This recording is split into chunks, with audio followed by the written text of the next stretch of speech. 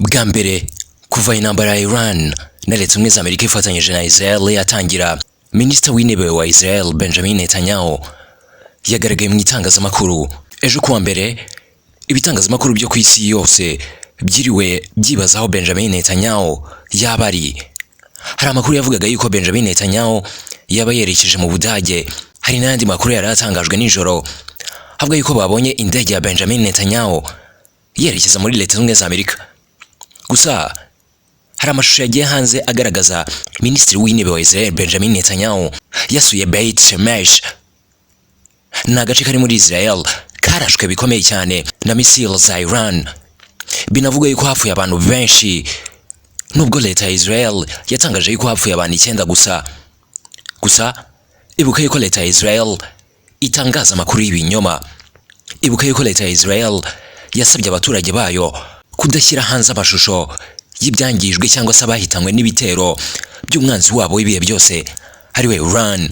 Mu gihe yasuraga aka gace, Benjamin Netanyahu yavuze ko yababajwe cyane n'ibitero Iran yagabye kuri aka gace.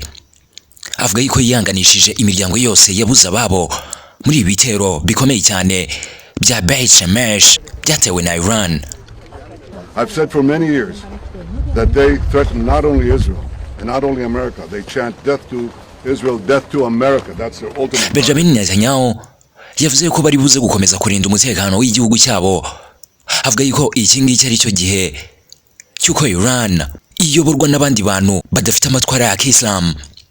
Benjamin Netanyahu ari mu mitwe y'abanya-Iran, bamufata nk'umuntu mubi wabayeho mu mateka y'isi. Abanya-Iran baravuga yuko bazaruhuka ari uko Israel bayigize umuyonga. Iran ikomeje kugaba ibitero hirya no hino ku isi, by'umwihariko muri Burasirazuba bwo hagati ndetse no muri Israel. Mbere abaturage benshi barapfa muri Israel, abandi bagakomereka. Ariko no ku ruhande rwa Iran abasivile benshi barapfa buri munsi. Kora subscribe hano, nitwa Abu.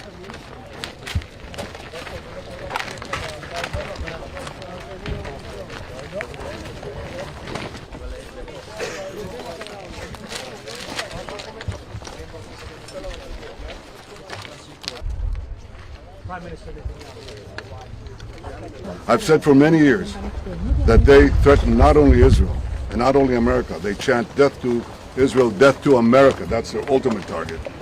But I said that they would also target those in between, that they would target Europe. They did.